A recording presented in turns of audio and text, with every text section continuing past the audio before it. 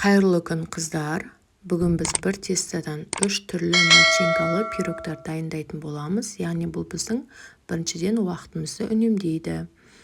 Менің каналыма тіркелмеген болсаңыз тіркеліп, лайк басып, комментарий қалдыруды ұмытпаңыз. Егер сіз бір пирог пісіретін болсаңыз, мысалы біреуден азайтып тастасаңыз болады.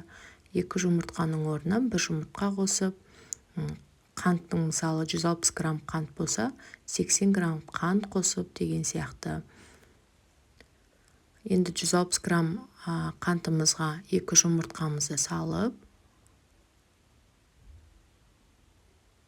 жақсылап венчикпен араластырамыз.